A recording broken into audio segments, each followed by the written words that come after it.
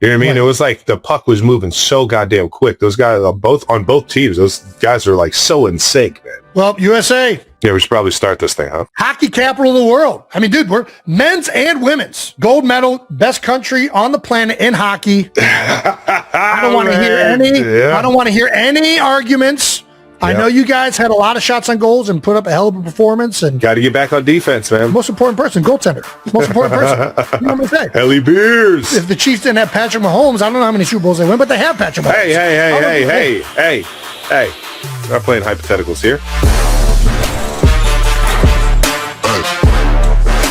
Welcome back to New Heights, ladies and gentlemen, boys and girls of Wondery Show, brought to you by Expedia, the one place you go to go places. That's right, the place you go to places. We are your hosts. I'm Travis Kelce and my big brother Jason Kelce out of the U.S. of A, Cleveland Heights, Ohio, and University of Cincinnati alum. Shout out to the Bearcats taking down the fucking Jayhawks at Allen Fieldhouse. I've been there a few times. Not an easy place to play.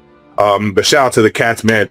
Keep making a fucking run, boys. Yeah, Keep making a fucking run, boys. Got about 4 or 5 games left in the Big East, and I'm dialed in. I'm watching every one of them. Especially got my eye on those BYU Cougars. We got a play coming out to all you Cougars that are in the Kansas City Chiefs building. I'm talking to you, Big Red. We're coming for you.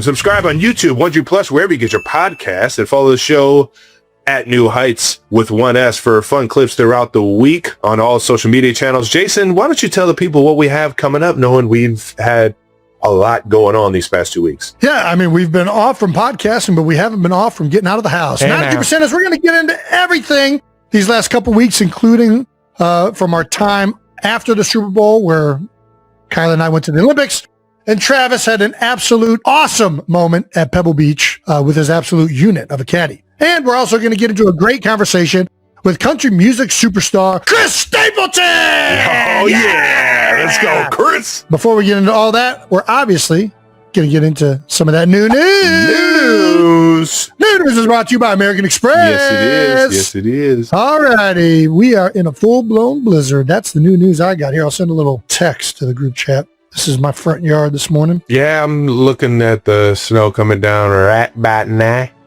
Yeah, they weren't lying. I'm up on the East Coast right now, and it's coming down. Plentiful. It is coming down right now, and I fucking love it, man. When you haven't seen snowfall in a while, and like it get heavy and just turn the entire place white and bright. Yep. It is just so magical. It looks gorgeous. Hard to get around if the city isn't taking care of it, but it is beautiful. That's my problem, is that we have seen snow for a while now. It hasn't been missing for those of us in Philadelphia. So I'm kind of over the snow. I'm not gonna lie. It looks gorgeous. Love looking at it. But shoveling it, doing all that stuff, and then trying to freaking get around, it is a pain in the fucking ass. I'm not gonna lie. Dude, you don't have the old snowblower? Snowblower? No, I don't. No snowblower. Dude, that is an investment I need to make. You got to stop. You got to start working smarter. For sure. Smarter, not harder. Yeah. Paul Longoism. Yeah. Dude, do you remember fucking shoveling snow our entire childhood? And then when we went off to the University of Cincinnati, we come back and Dad has a snowblower? Yeah, I mean, why would he invest in a snowblower when he's got 2 kids that can shovel?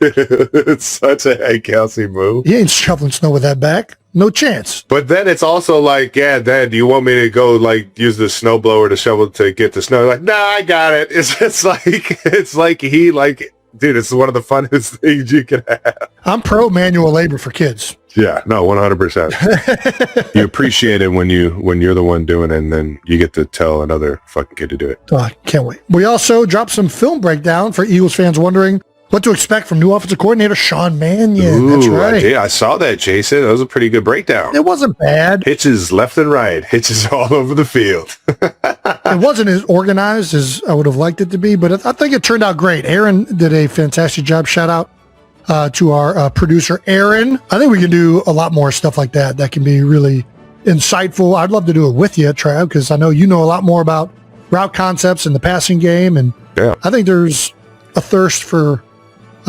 me learning a lot of that aspect of the game that I've never really known. So anyways, we had a lot of fun with this one. I'm excited about some of the things that come with Sean Mannion. We had some comments we were going to go through. I love this. We need more of this from Jason. It brings in his knowledge, and genuinely, I really love watching film. Ooh, okay. It is fun to watch film. It is fun to watch film. You know what film also is? It's expensive as fuck. The NFL is, they're not fucking around. They got the licensing rights to that shit, and they're making you pay for every fucking minute of it. Well, not every minute, but you do a lot, they're going to start charging you. And that's the one reason it's really difficult. We had another comment, laughed my ass off. Good one starting out the breakdown of a hitch plane. That was all intern Brandon's idea. Shout out to intern Brandon. Thought it was a awesome way to start it off. Who doesn't love a good hitch route? By everyone. You know when everybody runs a hitch? Are you asking what it's me called? when you do it? Yeah. So it's called spacing. You ever heard that? You ever heard that one being called in the huddle? Spacing concept, yeah. Spacing concepts, yeah. Soft and off outside, you're ripping those guys all day, and then if it's press outside, then you go inside, and the inside guys kind of have to have like a nice little feel on where to find those zones, where to find those voids. You don't want to run to get covered. And that was a great job by what was it, Messenberg or the tight end out of Green Bay, of finding that void on that arc release. Yeah. There we go. Love it. It was solid though. Solid stuff though. And I thought it was a great timing on the hitches. Jason sounding like a man who would be a great addition to the coaching staff in the offensive line room. Yeah, he would. Jason is 100% a coach in the offensive line room. The Eagles just don't pay him. I wish I had time to do more stuff like that. I really think it would be fun. But those coaches, as we saw with Mike McDonald, they spend a lot of time in the offices. And a whole lot of time. That is something that I don't have that much of a desire to do. Well, it was awesome to see you break down some film. I know I had some fun with it, but I'm sure the 92%ers would love to have an input on what we should break down next, like whose film we should break down next. We want your guys' suggestions, so please throw some suggestions out there. And do we have a segment name? Have we named this segment yet? We got some. We got some segment name. We got some comments underneath the post that we already put out there of you breaking down the film from Allison Rose Barnum. All 22 with the 92. Ooh, not a bad one. Not bad at all. Allison. I like this one a little bit more though. Joe Courtney 13. X's and Bros. It's not a bad one at all. That was pretty good. One. We got one more from WikiWall, or the obvious Kel, see what I did there? Or Kel, see what they did there. Sorry about that. I can't read, but that was a solid one, and I just like his profile pic of AI with the fro. I think maybe you would just throw that out to the suggestions as well. How about it, 92%ers? Oh, that's Mike Wallace? Yeah, apparently. Like the Mike Wallace? Like wide receiver Mike Wallace? No, Mike Wallace is in the main producer I have on my individual stuff. Oh, that Mike Wallace. Yeah.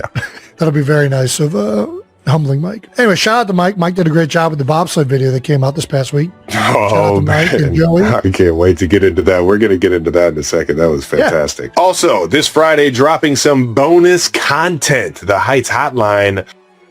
Off topic, off season. How about it? Got some great voicemails from the 92%ers that you guys are going to hear us answer, and available on YouTube, Wondery Plus, and wherever you get your podcast this Friday. So make sure you check that one out. Once again, new news is brought to you by American Express. Let's keep it moving to Out of the House. Brought to you by Pepsi. Oh man, I should have worn my Pepsi hat. Ed Kelce favorite. Rocking all the fucking USA gear because we're champions. Did you know that Norway was that fucking far ahead of everyone? Why are you saying Norway? What do you mean? Is it not Norway? What do you mean? Don't they have like the fucking most golds of everyone? Oh, you're talking about in the Olympics. I did not know that, but I mean, Norway's always up there because Dude, they came into it with 70 more medals than us. They came into it? Yeah. Like all-time medals? Yeah. I mean, listen, there's not a lot to do up there in Norway other than freaking skiing. Cross-country skiing is just how you that's hiking. It's just going to work. Yeah, exactly. I was watching the Olympics nonstop, and you were at them, so you didn't see a lot of the broadcast, but in between they were showing why Norway is like always like one of the best in the winter games, and they said they call it the Norway. It's the way of Norway, and they said they get them on skis and skates and get them down the slopes and into the games when they're real young. It's like their way of like competing in a lot of ways. Right. So yeah, either way, let's keep this thing moving. USA won gold in hockey, and men's and women's. That's all I care about. Out of the House is brought to you by Pepsi. Before we get to the Jason in Italy, Jason and Kylie in Italy, don't forget Kai. Tell us about your time with the bobsled team, Jason, out in Utah. Dude, it was awesome. I got the, for those of you that didn't see the YouTube video that dropped last week, I got the very fortunate experience to go up to Team USA Bobsled's headquarters out there in Park City, Utah, and got to see what it feels like to go down a track in a bobsled with Team USA. Frank Del Duca, the driver and captain of the Team USA unit that I was with, as well as some awesome Olympians, Kaylee Humphreys, who won bronze, I believe, in the mono bobsled, which is just one man bobsled. Yep. They were kind of all up there. And the whole crux of the video was like, hey, what does it take to make this team or to like kind of be considered? So we started it off by putting me through the ringer testing to see if I would even go qualify for that. And to which that I was borderline at best. I don't think they would have given me another shot, but they definitely appeased me. And, every time they said you got to hit a number, you hit the number. Yeah, but I was also way below what they would like at those numbers. Oh, okay. All right. Well, they said between on the would you run a 20 or a 40? It was a 30-meter sprint, so it's like a little bit less than a 40. It was like 30 whatever yards. And you ran that at 3.9, and it looked like you were jogging. It didn't look like you were It was a sprinting. 3.9. I definitely can do better than that. And but it was why didn't you? It was the vertical jump test that was really the telltale sign. The 30? The 30 didn't count at your weight and your power? I don't know. Here's the thing. They did say, so after we got done with this, we did what I really wanted to do, which was to see how these guys train. So we got on the dry land sled up top, and we started working on pushing, getting into the sled, how they get out of the break, the cadence. They use a cadence to know when to time it up so they all hit the sled in unison. It was awesome. It was a blast learning all the different techniques and whatnot. I would love to do this more. I mean, it was a humbling experience, but they did say you're coming off with some power. Definitely coming off with some power. We know if there's anything Jason Kelce's got, it's the power. I think it would be a lot of fun to do it more and to actually, they wouldn't let me push and do it on the ice for liability concerns. You have to be better, I think, on dry land and really go at it, jumping into the thing first before they let you do it on ice. They didn't have a fucking waiver? They had some waivers, but there were also 3 people. I mean, one of the sleds in the video, the driver didn't make it in there. So they're like, yeah, we're not doing that with you. But they did say, if you want to come up to the track in Lake Placid, the indoor, we'll let you potentially try and push it and jump in. So maybe that's a future video in the making, because I would like to see that full experience. But it is the timing required, the athleticism that these guys have. All of these guys are former like athletes and usually big skills. Some of them are former lacrosse players. Most of them are former track runners. Most of them weigh anywhere from 225 to 250, somewhere in that ballpark range. I'd be really curious to see what it feels like. The problem is I'm really built to be a third or second guy, but you have to be running at full speed. That thing is moving already 21 miles an hour down the track. You got to be keeping up with it. Off the jump? Well, but by the time you're jumping in, that thing is moving 19, 21 miles an hour with all 4 of you pushing it. Man. So that was a big thing that was hard even on the back end of it. That's moving. They weren't even like really getting after it.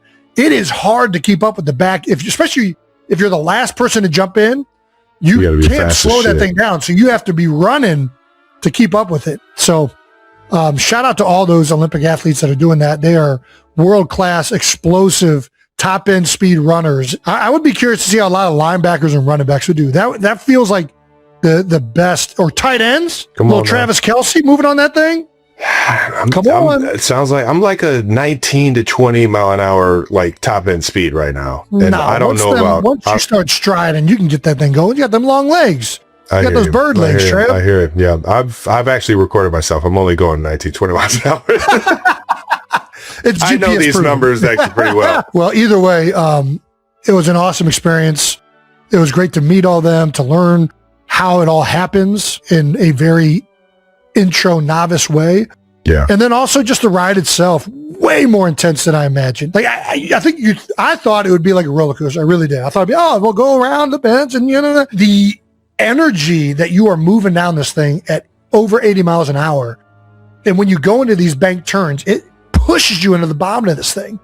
And on the bottom of the sled, there's like these metal rails, and my ass is so fucking wide. They're sitting on those metal rails. So I'm being pitched down onto these metal beams. I'm trying to keep my head up so I can see. Are you not allowed to put a seat in this thing? Huh? I have no idea how Frank Frank Del Duca, the driver. I have no fucking idea how he was even knowing when to do the turns and everything. Well, you got to know the course. You have to memorize it. Yeah, you got to know the course. That makes sense. It is going by so fast, like just so. Anyways, it was a humbling experience to see the level at which those athletes perform that. Did they teach you how to drive it at least? No, I saw in there and they showed me how. So there's a pretty cool video that Kaylee Humphreys showed me how they train the turns before you get into it. So they weren't going to let me steer in it. Yeah. But she basically was kind of showing you how you push and pull and lean and how it feels. But it's a cable steering system. There's like two things in here. And when you pull this one, it turns the front skis this way or that way.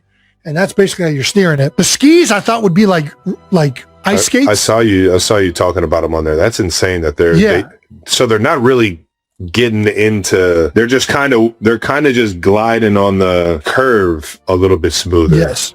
They're not really like turning it. Yeah. I mean, they are, but it's not cutting into it the way I thought it would. It's like driving on snow. It feels like, I guess. Yeah. But either way, awesome experience. Flooring the old two-wheel drive. All right, let's keep this moving. I've never done that. Here's the real question. Next year, Olympics, are we doing the double luge? Double luge? I'm not a luger. I got no interest in luging. I would do skeleton before luge. Which one's luge versus skeleton? Luge is like you're on your back and you're looking. My belly's too big. I wouldn't even see where I'm going. The double luge is the weird one everyone's talking about. Yeah. Where there's like they're like laying on each other. Yeah. Oh yeah, there's a picture of it right here. Yeah, that's pretty good. There you go. Even the single luge. I'm not a luger. You a top or bottom guy? I'm a zero guy. I'm not a luger. All right, deal. I'm not a one-man luger though. I'm not against being that close to another man. I'm perfectly comfortable with my sexuality. I'm just not a luger. Thank you to our presenting sponsor, Expedia. When it comes to travel, we're all about keeping it simple. No bouncing between a million different apps trying to piece together a trip. That's why Expedia just makes sense. Flights, hotels, vacation rentals, cars, activities. It's literally all in one place. Everything you need to plan a trip without losing your mind. Whether you're planning a big family vacation or a guy's trip or girl's trip, it can get complicated fast. That's right. Everyone's got different schedules, opinions. Everyone wants something different. But with Expedia, you can book however works for you. Lock everything in at once if you want, or do it piece by piece. That's right. It just works. One app, everything you need, no headaches. Download Expedia app today and bundle to save up to 30%. Oh, man. Members only. Savings vary. See site for details. Expedia, the one place you go to go places. Thank you to our sponsor, American Express. After years of traveling, I learned I want my vacation to start as early as possible, even like before I even get on the plane. I don't think that's just you, man. I think everybody is in line with that, and that's why people who travel a lot talk about the American Express Platinum Card. Because when you're a card member, the airport doesn't feel like the airport. It feels like part one of the vacation. Talking about the lounges? Yeah, the lounges, because with Amex Platinum, you can enjoy access to the largest global lounge network compared to other credit card companies as of July 2025. Yeah, it makes sense. You stroll in, find a peaceful place to relax, and enjoy a spot to recharge, giving you travel confidence you need through comfort. All right, now with premium travel benefits and award-winning services, there's nothing like Platinum. Terms apply. Learn more at americanexpress.com/withplatinum. Thank you to our partner, Claude. Ever notice how everyone just wants the quickest route these days? Always skimming for hot takes, the headline, and then they move on? Yeah, but that is not how we do it. Nope. Whether it is breaking down a game, figuring out a big decision, or going down a rabbit hole at midnight, the best ideas come through thinking them through. And that's what Claude is built for. That's right. It's from Anthropic, a company founded to help people think, not just keep you engaged in scrolling. Claude works through problems with you, pushes back when something doesn't hold up, and it also helps you get to the real answer. And get this.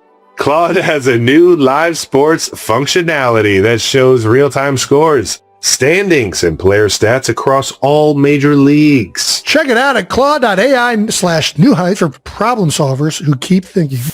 Well, we know someone you're really, really comfortable with, and that's your wife. And CBS Olympics threw out there that Kelce and her husband are supporting the USA women's hockey team. That's right. They made sure to call you the plus one is essentially it. You're the plus one, Jason. And sometimes being a plus one is the best feeling in the world. Kylie was there on behalf of NBC and YouTube.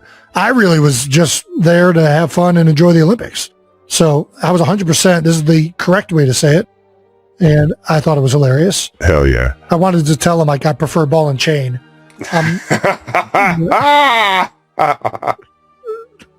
But yeah, that was the first USA women's game from the first day that we were there. That was awesome. Hell yeah. Dude, and you finally met Yoko Apollo Ono, the speed skater, minus the Yoko. That will forever be one of the funniest things. Dude, Apollo, I mean, we watched him all growing up. Hell yeah. Unbelievable speed skater. Dude, he's been to the Heights, dude. Did you talk about him coming to the Heights? I didn't actually ask him that. Dude. You're right, though. I think he did. I'm pretty sure he did. At least that was word around town, and you already know how word gets around Cleveland Heights. I believe you're right, because I think that's when the first year that the new ice rink was built, it was an Olympic rink, and they could do all the speed skating and stuff. Yeah. Speed skating was electric as shit. Let me tell you. So we went to the things that we did there. We saw 4 Olympic hockey games, 2 female and 2 male games. We saw figure skating, and we saw speed skating, short track speed skating, which is the best. The long tracks are fun, and it's cool to see everybody pick up speed. I want to see the short track. I want to see short track. I want to see short track too, but sometimes it pisses me off when they start off real slow. When they're doing the longer races, we saw the 1500 meters, which I guess was longer. Sometimes that pisses me off. But these things were fast paced. They were moving. They're doing tush pushes because we saw the relay version of it where they get in there and they push the ass of the guy in front of them. Yep. The thing that was nice. So I felt like this watching WrestleMania and then going to WrestleMania was in Philadelphia. When you're at WrestleMania, they don't have the announcing. And you realize when you're in the venue, when you're just watching 2 guys wrestle, how much you need like the shit talking, and you need Pat McAfee saying like, "Oh, off the top rope." Like unless you have that, like it's just not that fun to be at, in my opinion, in the venue, which I think wrestling needs to incorporate the announcing in the venue. I don't know how you got to figure that out, but it would make it so much more exciting. Yeah. I kind of felt the same way watching figure skating, if I'm not going to lie. Like I would have liked to have heard Tara Lipinski and Johnny Weir announcing it live.